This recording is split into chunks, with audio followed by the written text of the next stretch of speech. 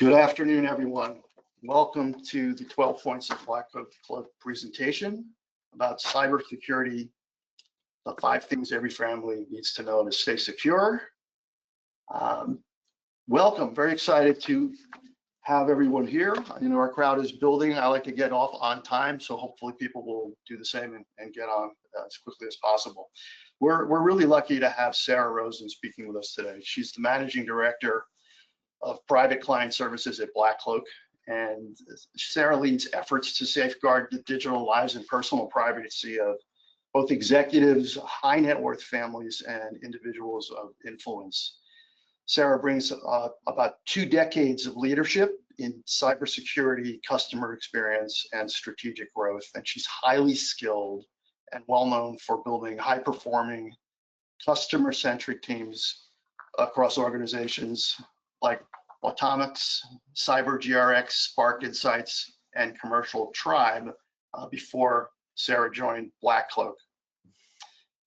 Sarah is an excellent communicator, very dynamic. She's a trusted consultant known for her ability to transform team culture, inspire excellence, and translate complex digital security challenges into clear, actionable strategies. Her background spans sales enablement, strategic partnering, and software as a service leadership. And she's consistently driven measurable business results while helping clients strengthen their resilience in an increasingly digital world. And resilience is going to be a key in today's discussion. So Sarah leads initiatives focused on holistic cybersecurity and privacy protection for private clients, integrating technology, human behavior, and education to mitigate modern digital risks.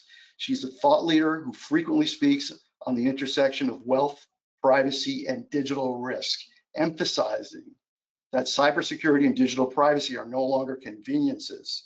They're luxuries that must be protected. Sarah has an MBA from the University of Colorado in Denver and a bachelor's degree in European history from Union College. So please join me in welcoming Sarah as she shares practical insights and strategies to help us all take a more proactive stance in protecting our digital lives. Did I say too much there? Sounds great. And thanks for the, it's rare that the old European history major comes out. So, you know, if anybody's interested in some World War II chit chat, I'm happy to stay on longer. Excellent, excellent. Love the European history myself. So take us away into this world. Great. So thanks so much. If we want to move to the next slide, we can sort of have a backdrop here. But I think broadly, and Jeff, thank you for the intro. I really appreciate it. I think a little more context. I'll talk in some detail about who Black Cloak is. That is currently where I am currently residing from the standpoint of a career.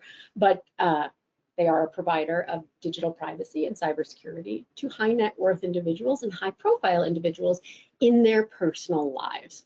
And that personal lives is really important.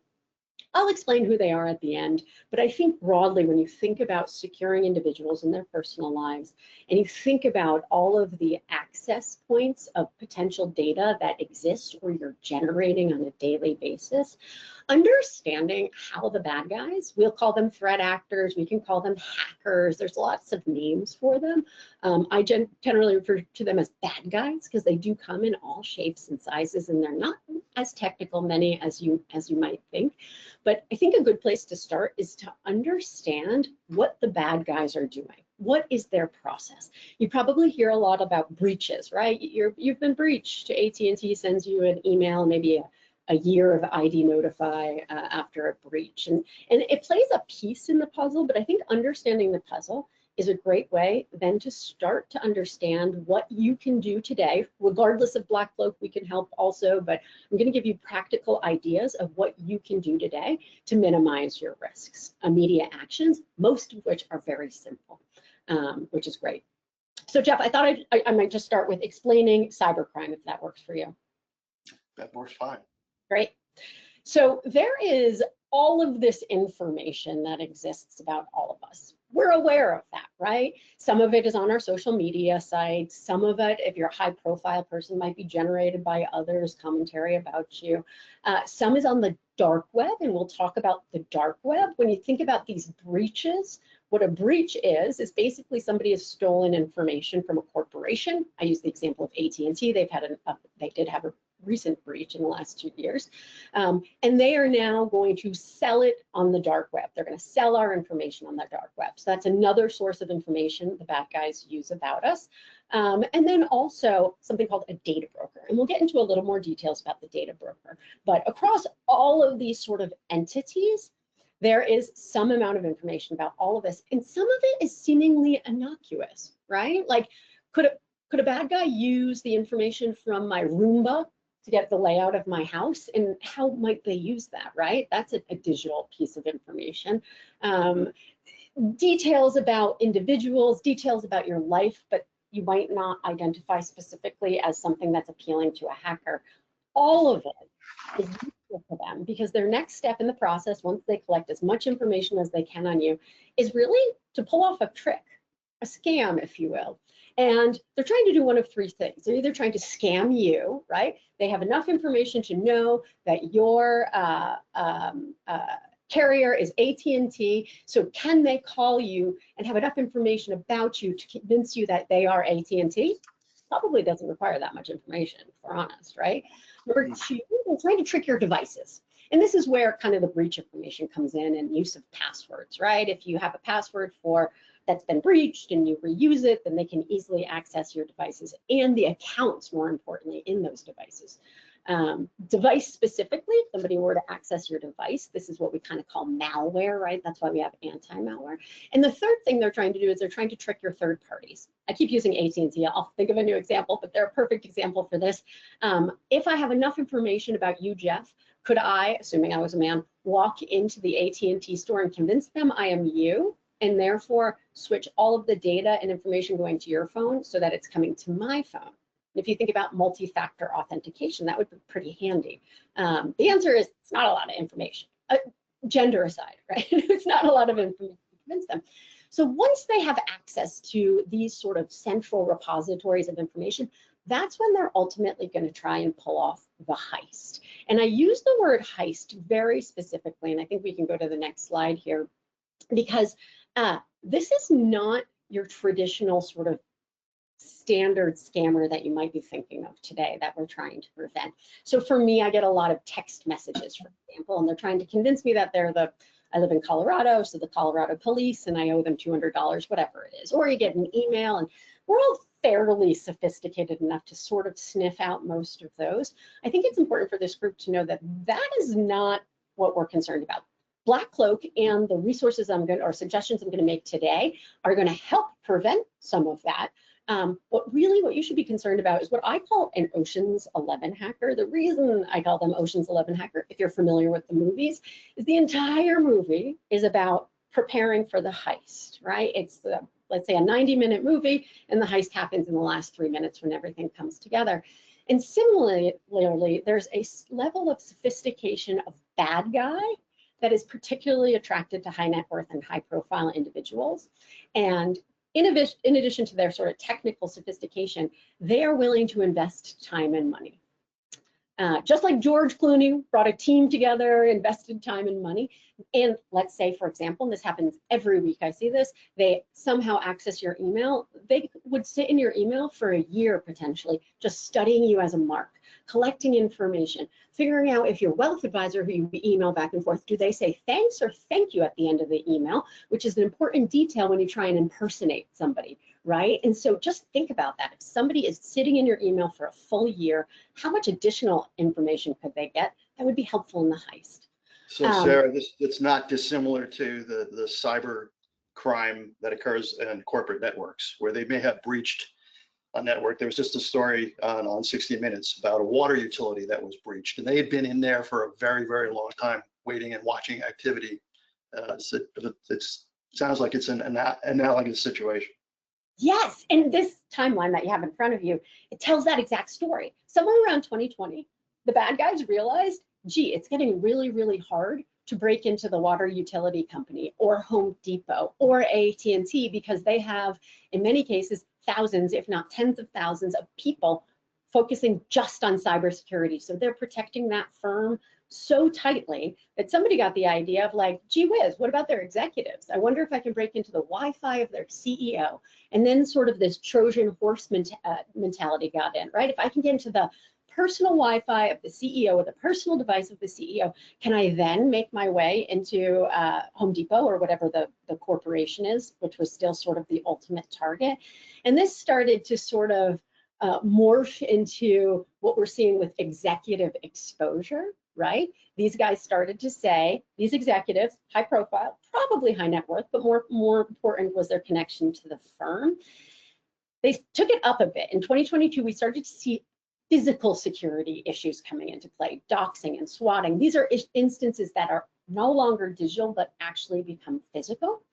2023, we saw them start to target the families or extend beyond just that executive in this instance and target the families. And around 2023, they also hit on the fact of, hey, we are targeting individuals for the purpose of getting into the corporation they work for.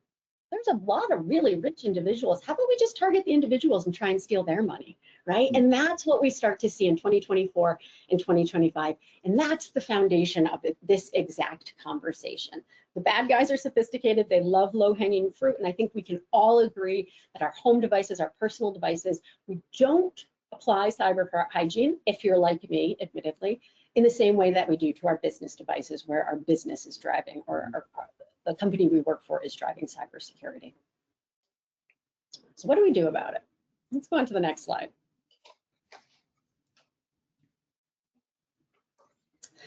First, we have to kind of recognize the landscape. And the home becomes a really interesting area to gather information, right?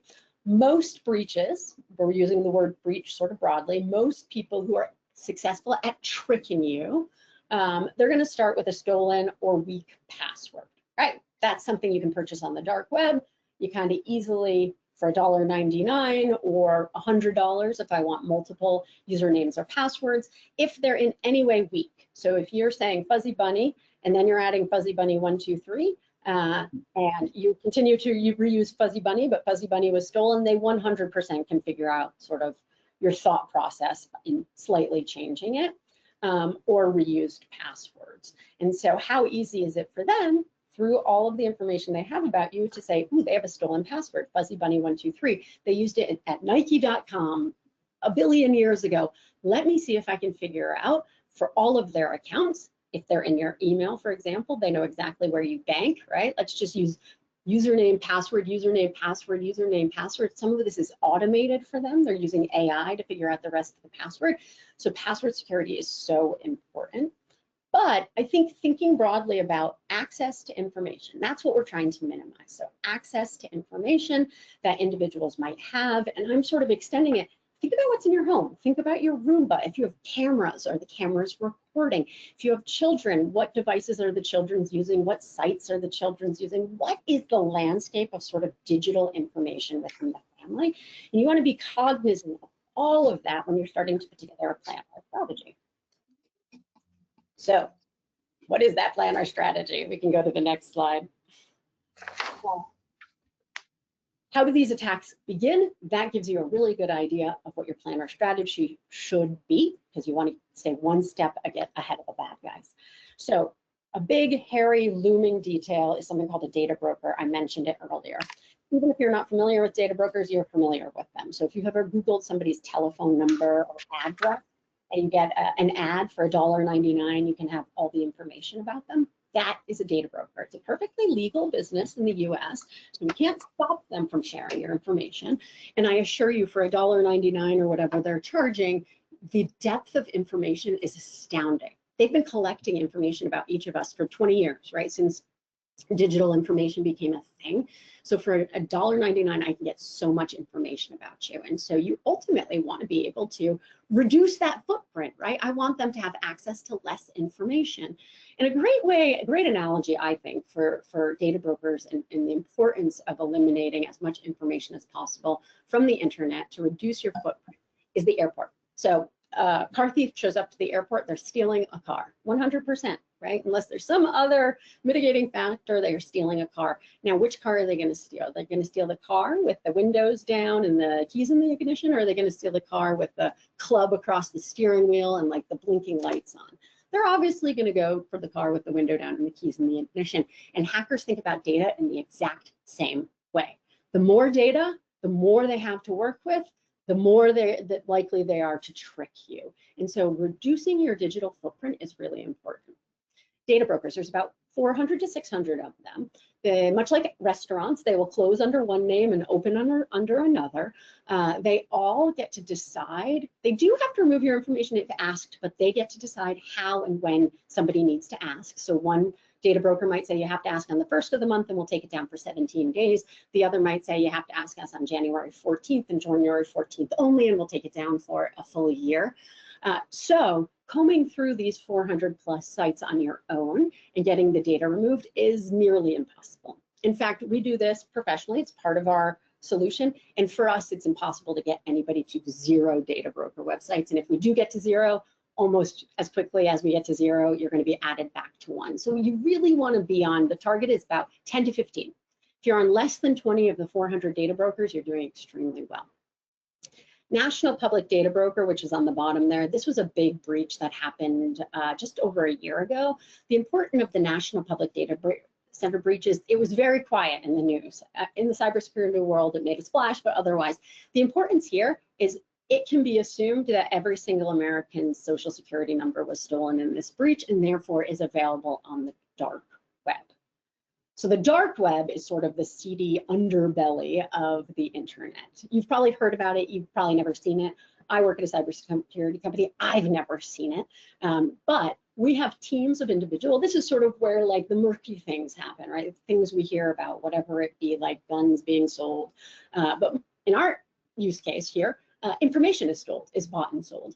And knowing what information is being bought and sold about you is a challenging thing. You get a notification from a corporation when your information was involved in a breach. Be aware that you usually get it considerably after the breach. So usually you'll be notified as much as 6 months to a year after the actual breach occurs in many instances. So that's, that gives the bad guys 6 months to a year to do something with that information if they were to purchase your information. But what Black Cloak does, and there's many of resources you can do this, there's one called I've Been Pwned, Pwned, that you can look up which breaches you've been a part of, but knowing exactly what information is on the dark web is going to allow, about you or your family members, is going to allow you to take the appropriate action. So if your social security number is there, which per the NPD breach, you should assume it is, you should put a credit freeze in place, right? What that social security number is most often used for directly is to open credit in your name. A credit freeze, which you can do for free across the 3 credit bureaus, that will prevent any new credit from being opened. You can thaw it. You can, if you're going to want to go and buy a car and you need some credit, right? You can thaw it for 24 or 48 hours. So it's very usable, but it's really an essential preventative move in the instance of a stolen password, just to give you an idea.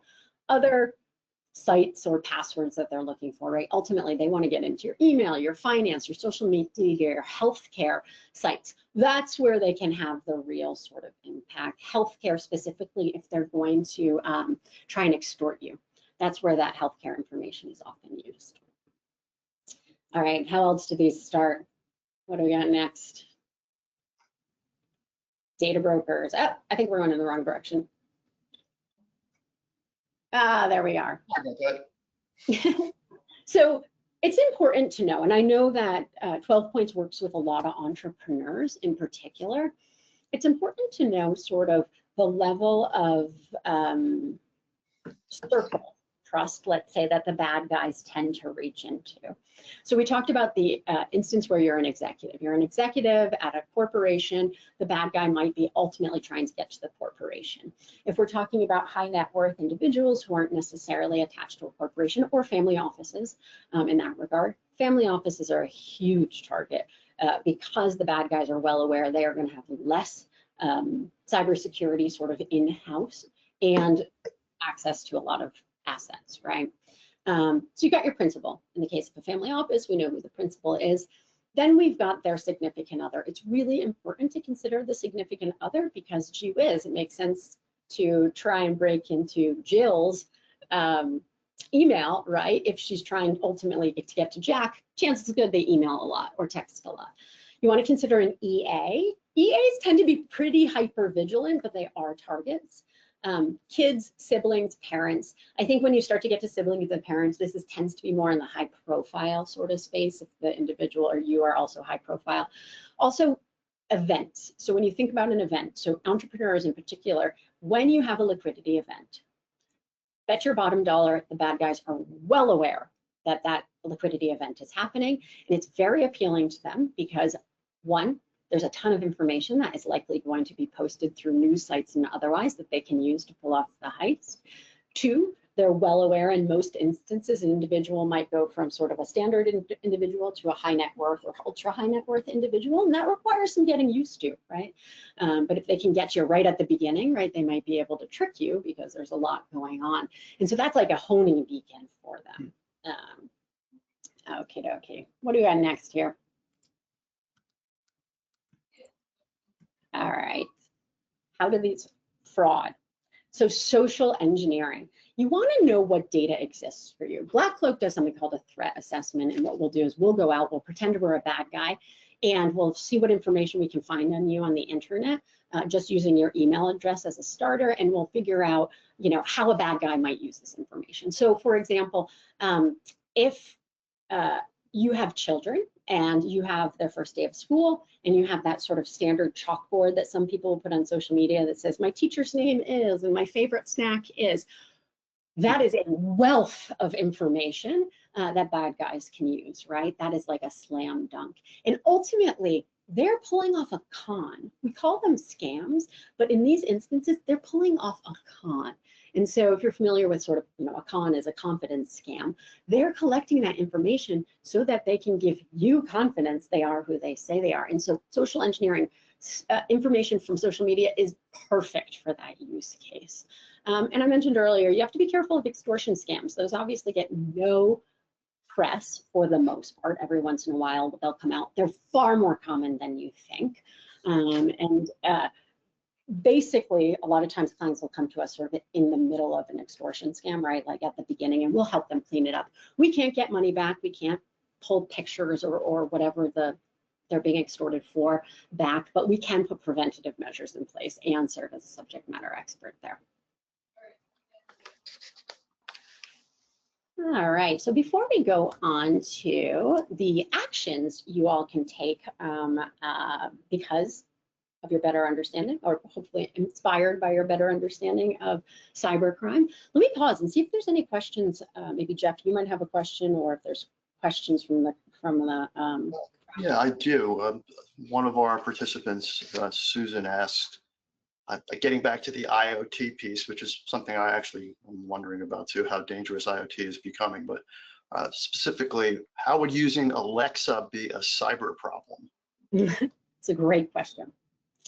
So is there more to the question? Is there a second part before I answer it? No, go ahead. Yep, okay. So basically, think about sort of Alexa as a data collection device. And I know the companies say they don't store the data.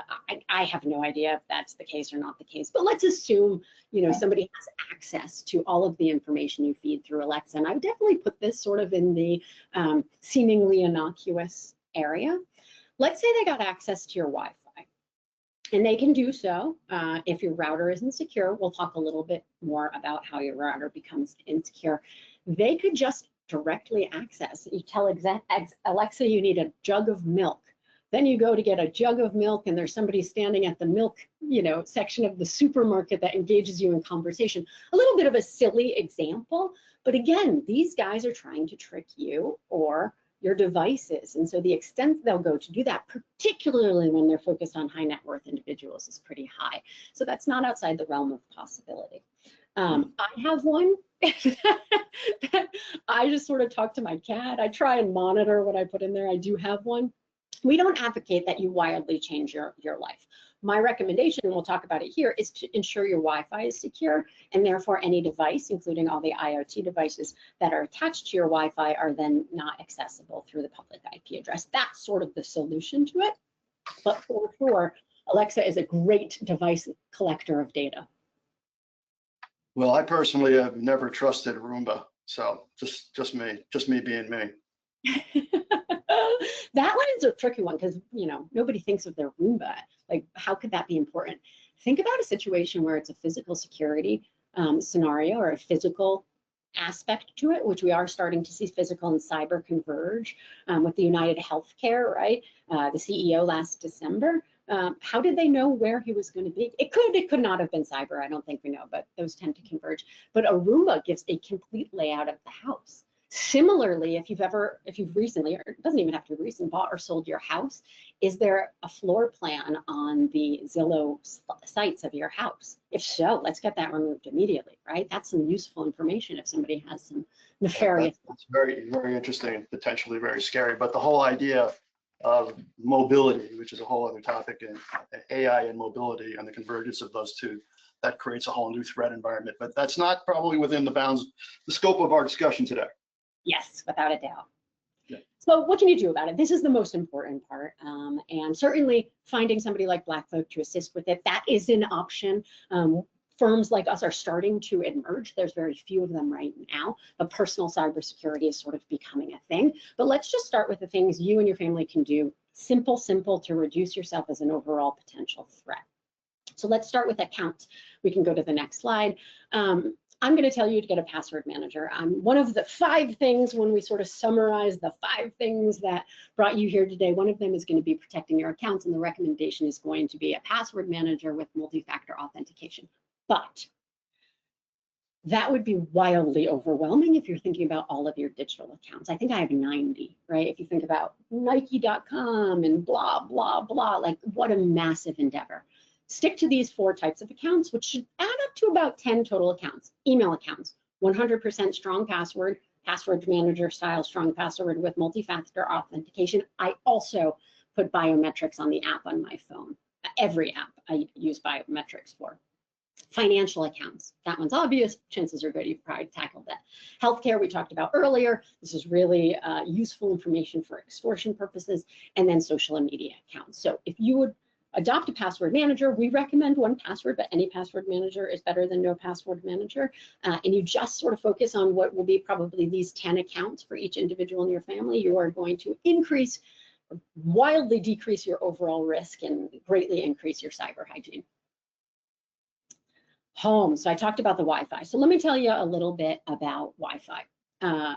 So your Wi-Fi has a public IP address. We all probably relatively are familiar with that term. Your public IP address is much like your home address. It's almost impossible to hide your public IP address. Like, it's public. That's what it is actually meant for. And behind that public IP address, there is a router connected to your Wi-Fi. You've probably heard that term as well. And if you think about a router, which one rarely does if one isn't in cybersecurity, the analogy I would provide for a router is think about your router as your exterior of your home, right? My home has doors, it has windows. There's very logical reasons I might open the doors and the windows. It's a beautiful summer day. I'm coming home with groceries, I'd have the door open, and then there's obvious reasons when it would be alarming if my doors or windows are open. If my door is open at 2 a.m., on a snowy night, something's up, right? So your router is similar. The problem is you can't see your doors and windows. Now, if you have your router professionally set up, I guarantee it was set up in a way, or chances are very, very good it was set up in a way where the router is secure. The problem is IoT devices. You get a smart fridge and you plug it in. We saw this recently with a smart piano. They can inadvertently change your router settings. So they can inadvertently, without you knowing, open your front door at 2 a.m. on a winter night, but nobody's monitoring. It's not even possible to monitor your router. So there's a few steps that you want to take. Ultimately, you want to scan your home for vulnerabilities without the assistance of somebody like a Blackfoot, a service that's extremely hard to do. You can ask your home automation vendor to do that, but very simple, Wi-Fi. So you want to make sure your Wi-Fi is, in fact, under a name that isn't your family name, we recommend a color and an animal. Purple cow.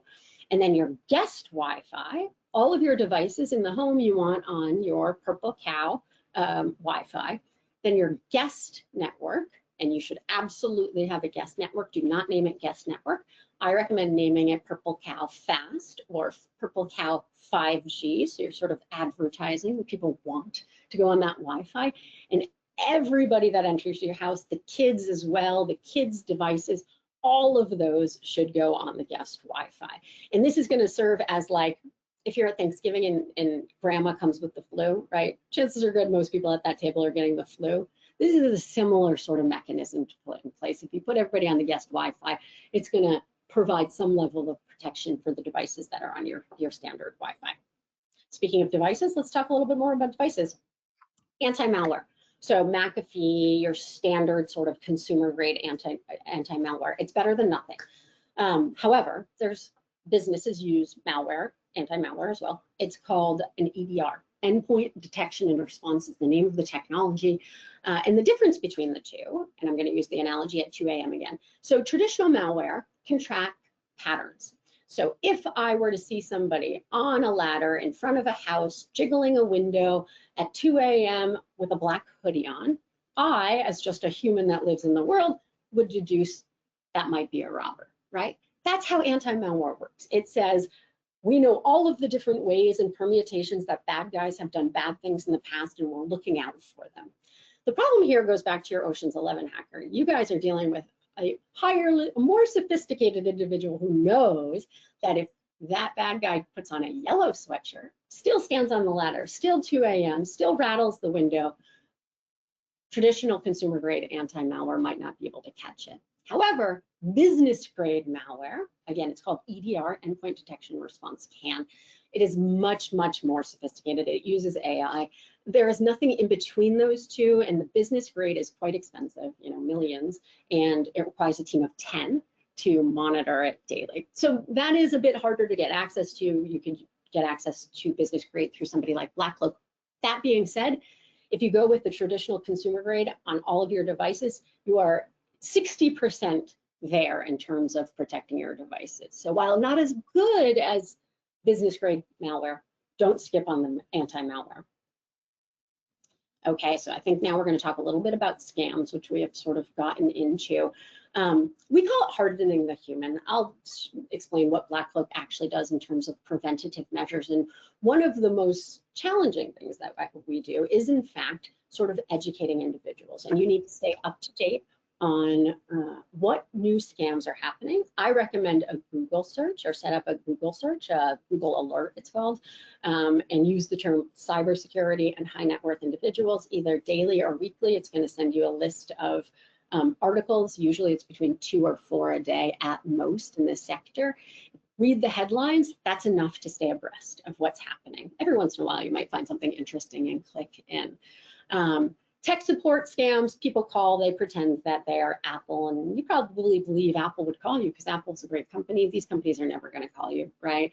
And if you were to click on whatever they're trying to get you to click on to be able to view their computer, never click on something and allow somebody to view your computer unless you are certain who that source is. And keep in mind that the bad guys will use search engine optimization. So let's say Apple calls me and I am savvy enough to say, I don't believe you're Apple. I'm going to Google Apple's telephone number and I'm going to call you back. They purchase the domain names for search engine optimization. So if I just Google Apple tech support and I take the first one on the list, chances are pretty good it's a bad guy trying to trick me into calling them again at the bad number.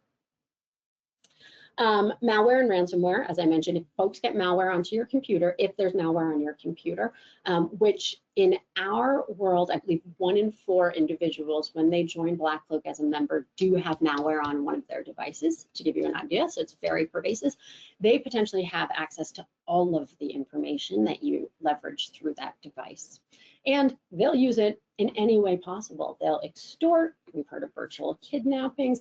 There's all sorts of sort of nefarious ways that they'll use this above and beyond stealing money. Usually they're trying to steal money in some way, shape, or form, and extortion is an extent of that. So before we go into BlackCloak, let me tell you what the 5 things are to boil all of this down. 1, Protect your accounts. Use a password manager on those 4 types of accounts: financial, healthcare, social, and email. 2, Wi-Fi. Use a guest password. Guest password. Simple sign-in, might take a little bit to set up and maybe switch over some of the kids' devices onto it, but pretty straightforward. Devices, make sure your devices have anti-malware, particularly laptops sort of in particular. There's other options for phones, but if you're using biometrics on all the apps on your phone, which you can if you have an Apple, to double click on the app itself and ask if you want to use biometrics, so it sort of looks at your face before it opens email, for example. News alerts, cybersecurity, high net worth individuals. That will give you everything you need to know about the Ocean's 11. It's very few articles that come out with this sort of tagging on it, so you're not going to be drowning in news, but you will stay up to date if you glance at it. And then have a subject matter expert in your pocket. A lot of times if we think technology in general, right, it's like your 30-year-old nephew who's a high school teacher in Sheboygan, right, something along those lines. You want to identify somebody in your network who knows a thing or two about cybersecurity. And understanding technology is sort of step 1 in understanding cybersecurity, but it is also sort of a niche within there. But think about an instance if you were to have a extortion scheme, right? You were to get an email saying we have all your healthcare records and we're going to tell everybody everything unless you give us $2 million. Who on earth are you going to call? Probably 12 points, right? To say, I've got a bad guy on my heels, let's lock down all the passwords, right? And hopefully they'd send you to Blackcloak. But you want to have somebody, it is such a painful thing to happen to you or your family. It's so emotionally distraught. The ability to act fast and have somebody by your side is really helpful. Those are my recommended 5 points. So is the most common error human error? Is that really coming from social engineering more than anything else? Well, I think it's probably actually stolen passwords if you look at the data. It's hard to tell like where they start their scam, but getting information from a human is a very close second. And particularly if you're a family office and you have multi-generations, and one of those generations is sort of 75 or plus, they're uber targets because these bad guys are well aware that A, they don't understand technology as well, and B, there's more trust in that generation. They're more likely to trust that Apple is calling them, so they have a little less sort of radar up. Right. Now, and the ability to spoof identities is getting more and more potent, obviously with AI, in terms of image generation, but also voice alteration, which is becoming a huge problem in Europe, from what I understand. Okay, continue. Yeah, so AI is interesting too. So if you were around for the dawn of the internet like I was, and you remember sort of those beginning stages when I remember Katie Couric on the morning show saying like the World Wide Web, right? We had no idea.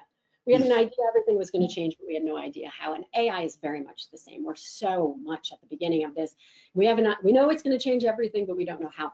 And so it's hard to answer the question like how will AI affect this? It's going to affect everything. But deep fakes right now, which is what you're mentioning, Jeb, is wildly true. So think about anybody, any trusted advisor in your network. A wealth advisor is a great example, with whom you're exchanging information, and with whom, if you were to trick that wealth advisor into thinking somebody is you and initiating, for instance, a wire transfer or something, those are the instances you want to put additional measures in place. So if you've been using sort of a password in the past, like a spoken password, as low tech as that might seem, make sure you have elements like that in place with your trusted advisors, and make sure they're sort of leveraging that step, and make sure it's not digital. So if somebody were to take over your email and you have your trusted advisor asking for this sort of password and you email it back to them or whatever it might be, keep in mind they're in your email. So you do want to kind of go low tech in that regard when we think about deep fakes. Trust nothing as well. Trust nothing that you see. So if this is overwhelming, and I will tell you, I have a lot of these speeches and conversations every day, and every single time people come to the end and say, oh my gosh, this is a little terrifying and a little overwhelming. We don't want that to be the case. That's why we give some recommendations, but there are firms like Blackcloak out there. I mentioned Blackcloak in the beginning, and so we do cybersecurity and digital privacy for high net worth individuals in their personal lives. I think you can skip ahead to Jeff, and we have some stats here. I sort of referred to them earlier on.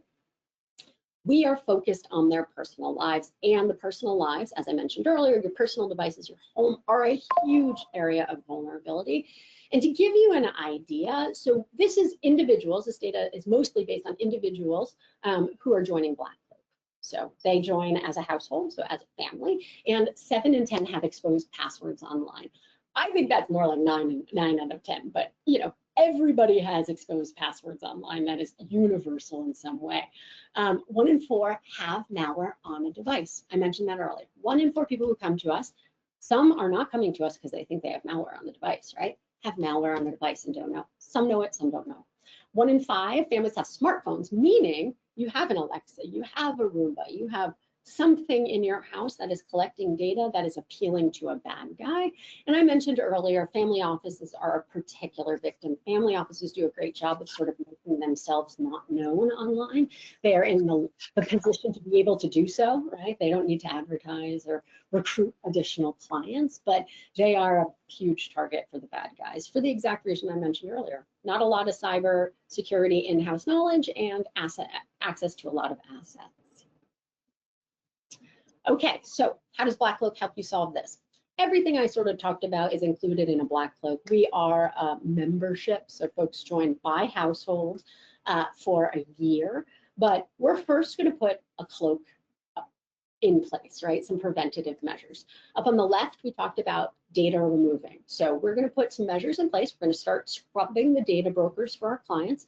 We're going to alert our clients of what information exists on the dark web about them and help them take the measures they need to put in place. And we're going to take measures to make sure information isn't accidentally leaking back online without you knowing it. So that sometimes is looking at devices to make sure that the security settings are where they should be, using a VPN, which is part of our app whenever you're on public Wi-Fi. So a number of bells and whistles that we're going to make very accessible and easy through the app to prevent more information inadvertently going onto the internet or dark web. Protect your devices. I mentioned that. We are using something, so endpoint protection is the name essentially for anti-malware when it's a sophisticated tool. A deception or honeypot. So we put a fake FTP server, your clients wouldn't even know it's there. It's the type of thing that a bad guy would look for. And basically it's the equivalent of like a digital sign that says like the money is here. So we know that if anybody accesses that part of your computer, that is an early warning sign that you've got a bad guy on your computer. So that's what a honeypot is. And I mentioned device hardening. We're going to go device by device and help you make sure the security settings are all in place so that you are in fact secure at the device level as well. We have a security operations center, so we have a team of 10 individuals who are manning our security operations center 24/7. With that sophisticated malware, what we can do is we can identify malware that is trying to be downloaded and block it. So let's say they were successful. The tech scammers were successful. I believe I'm talking to Apple. They send me something to click and download so they can view my screen. I do it. The anti-malware Black Cloak is using, we'd be able to find it, isolate it, and then we give the client a call and be like, what are you doing? Usually they say, we're on the phone with Apple. And we're like, no, you're not. I'll help you. Protect your home. The home really comes down to that Wi-Fi and the router, but I think being aware also of what data is generated in the home and just sort of giving that a think goes a long way. We do weekly vulnerability tests. So on a weekly basis, we are pinging our every Wi-Fi of all of our clients at all of their homes, boats, and planes to see if we can get through the router. It's a digital ping. If something comes back that says, yeah, the front door is open and it's the middle of winter, that equivalent, we'll actually attempt to hack in. So we'll pretend we're a hacker. If we're able to hack in to your Wi-Fi through your router, we'll give you a call and help you fix it. But we are doing it on a weekly basis because it is so common that router settings get changed. And then finally, peace of mind. That's ultimately what we're trying to provide. But we do have a team of 50 cybersecurity, data privacy individuals who make up our concierge team. They can answer one-off questions that you might have. I got an email, should I click the link? I got a text, is this real? They help with incident response. So you come to us in the middle of an extortion situation, right? It might take days for us with you 8 hours a day to unwind that. And they do education and training. All of that's very bespoke. So let's say you have 2 teenagers who are about to get their cell phone for the first time and therefore access to social media. Let's do a age-appropriate 30-minute training so they understand how bad guys use data on social media. So when they do start posting, they're doing it from an educated fashion. So that's Black Cloak. And if you think about sort of more broadly the 5 things that we talked about: protect accounts, Wi-Fi, protect devices, news alerts, have a subject matter expert, it's all sort of included in there if you want a solution. Black Cloak has been around since 2019. I mentioned earlier, there are versioning firms that do personal cybersecurity. Black Cloak is the most established that I am aware of. And again, we are focused on high net worth, high profile individuals. So our approach with the concierge team and other is very suited for a specific sort of set of lifestyle. I think there's sort of more commercial products like an Aura that might have bits and pieces of what we do. But I guarantee in coming years, there will be more and more options for personal cybersecurity. Certainly, if you're interested in learning more, feel free to give myself a ring. You can go to blackcloak.io, which is our website. You can request information. You can ask your wealth advisor here at 12 Points. They can put you in touch, but we're happy to get into the details further if that's interesting to anybody. Excellent. Thank you, Sarah. That was super helpful, very, very insightful. I did have one question from one of our participants. Tina asked, is there any anti-malware for Apple computers? Yes, and I think the question behind that question is, are Apple computers secure? And the answer is yes, but anything is susceptible to malware. Usually malware gets on a device by an action a human took, clicking on something you shouldn't click on. So yes, anti-malware, consumer grade, usually. Most of them, have an Apple version of it. And while Apple does a good job at security, you should still invest in a anti-malware. So I invite our participants to feel free to key in a question. It'll show up in the question box. And while I wait for those to kind of accumulate, I've got a couple of things. So I keep going back to this Internet of Things threat. Can we quantify that? Is that one of the largest growing vectors for threat, you think, or? So it's interesting. Let's go back to the entrepreneur. That's a perfect example where you might see a Internet of Things threat, because what they're really looking for is an unsecure router. And so just like if I wanted to find a house in my neighborhood to rob, I would walk down the street and jiggle the front doors, right? It's kind of, I got to invest time to figure out whose door is unlocked. This is similar, but if you think about liquidity events or very high profile individuals that these folks might be targeting directly, sort of by name as opposed to in mass, they can get access to the public IP address, and it is not hard for them to test if the router is open or not. And the IoT devices oftentimes are affecting that router. So they are not problems in and of themselves. We will give recommendations on certain, for example, a router. I understand a router. Like we will give some recommendations on certain brands that we prefer or don't prefer if you want to consult us before you purchase some of these IoT devices. But the devices themselves aren't necessarily the problem. It's the access they're generating, the data they're generating, and the access to get that data, which predominantly is going to come through that Wi-Fi or router, home network. Okay. I have a question from one of our participants.